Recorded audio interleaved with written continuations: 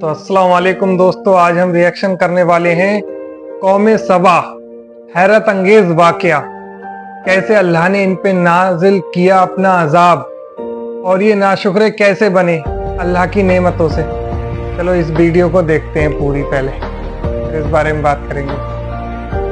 بسم اللہ الرحمن الرحیم۔ محترم ناظرین السلام علیکم۔ وعلیکم اہل سرسار السلام۔ کی ایک قوم جسے قوم سبا بھی کہا جاتا ہے، اللہ تعالیٰ کی بے شمار نعمتوں کے اندر زندگی گزار رہی تھی۔ یہ قوم ایک عظیم تہذیب و تمدن کی مالک تھی۔ حضرت داؤد علیہ السلام اور حضرت سلیمان علیہ السلام کی باعظمت حکومتوں کے بعد ان کی حکومت زبان زدے خاص و عام تھی۔ کہا جاتا ہے کہ یہ لوگ گندم کے مغز سے آٹا پیس کر روٹیاں پکاتے تھے، لیکن اس قدر اسراف کرنے والے اور ناشکرے تھے کہ انہی روٹیوں کے ساتھ بچوں کا پاخانہ صاف کرتے تھے۔ ان آلودہ روٹیوں کو اکٹھا کرنے سے ایک پہاڑ بن گیا تھا۔ ایک صالح شخص نے وہاں سے گزرتے ہوئے ایک عورت کو دیکھا جو روٹی کے ساتھ بچے کے پاخانے کے مقام کو صاف کر رہی تھی۔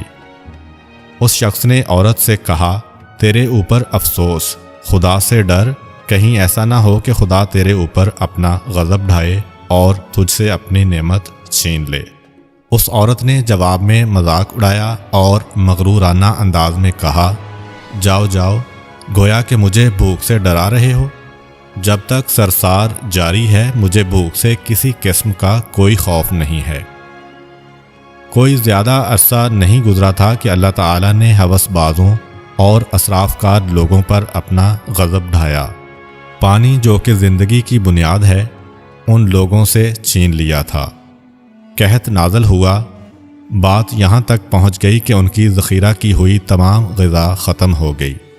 آخرکار وہ مجبور ہو گئے کہ انہی آلودہ روٹیوں پر ٹوٹ پڑیں جو ان لوگوں نے اکٹھی کر کے پہاڑ کے مانند ڈھیر لگایا ہوا تھا، بلکہ وہاں سے روٹی لینے کے لیے صف لگتی تاکہ ہر کوئی وہاں سے اپنے حصے کی روٹی لے سکے۔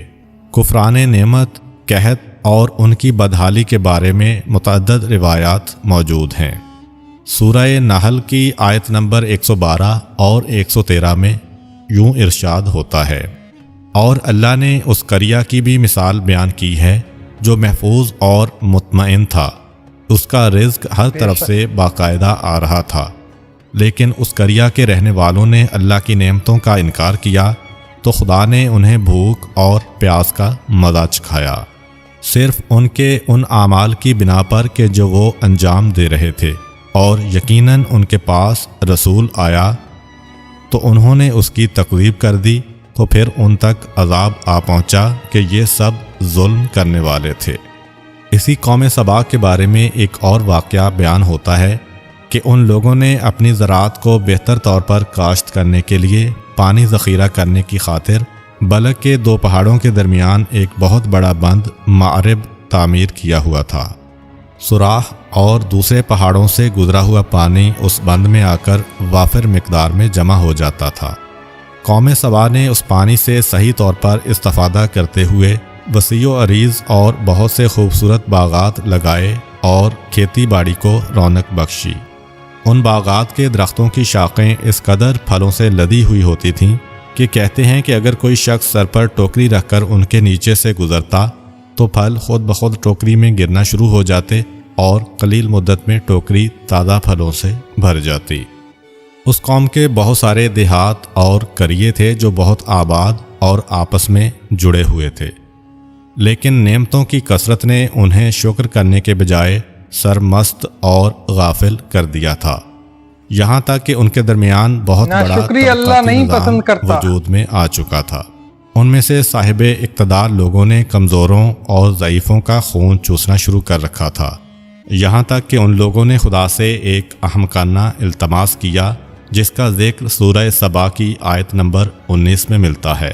انہوں نے کہا، خدایا ہمارے سفروں کے درمیان فاصلہ زیادہ کر دے۔ انہوں نے اللہ تعالیٰ سے یہ التماس اس لیے کیا تاکہ غریب و بے نوا لوگ عمرہ اور ثروت مندوں کے ہمراہ سفر نہ کریں۔ ان کی خواہش یہ تھی کہ آبادیوں کے درمیان خشکی ہو اور فاصلہ بہت زیادہ ہو، تاکہ تہی دست اور کم آمدنی والے لوگ ان کی طرح سفر نہ کر سکیں۔ اللہ تعالیٰ نے ان مغرور پیٹ کے پجاریوں پر اپنا غضب نازل کیا۔ بعض تواریخ کے مطابق ان مغرور لوگوں کی آنکھوں سے دور صحرائی چوہوں نے معرب نامی بند کی دیواروں پر حملہ کر کے انہیں اندر سے کھوکھلا کر دیا۔ ادھر سے بارشیں زیادہ ہوئیں جن کی وجہ سے سیلاب آ گیا اور اس بند میں پانی بہت زیادہ اکٹھا ہو گیا۔ اچانک بند کی دیواریں ٹوٹیں، اس سے ایک بہت بڑا سیلاب آیا جس میں تمام دیہات، آبادیاں، مال مویشی، باغات، کھیتیاں، ان کے محل اور گھر پانی میں غرق ہو کر نابود ہو گئے۔ ان کے باغات اور زراعت میں سے صرف کچھ پیلو اور بیری کے درخت اور کچھ جھاڑیاں بچی تھیں۔ خوش الحان پرندے وہاں سے کوچ کر گئے تھے، جبکہ الوؤں اور کووں نے قوم سبا کے کھنڈرات میں اپنے گھونسلے بنا لیے تھے۔ اس بات کا ذکر سورہ سبا کی آیت نمبر 15 اور 16 میں ملتا ہے، اور آخر میں سورہ سبا کی آیت نمبر 17 میں قرآن کریم میں اس واقعہ کا یوں نتیجہ نکالا ہے: یہ ہم نے ان کی ناشکری کی سزا دی ہے اور ہم ناشکروں کے علاوہ کسی کو سزا نہیں دیتے ہیں۔ مین پوائنٹ کیا ہے کہ ناشکری، اللہ نے ہمیں جو بھی دیا ہے، جو بھی نعمتیں دی ہیں، اس کا ہمیشہ شکر ادا کرنا چاہیے۔ ناشکر کو اللہ بالکل پسند نہیں کرتا۔ آپ کو یہ ویڈیو پسند آئی ہو تو ویڈیو کو لائک کریں، کمنٹ کریں۔ ملتے ہیں اگلی ویڈیو میں۔ اللہ حافظ۔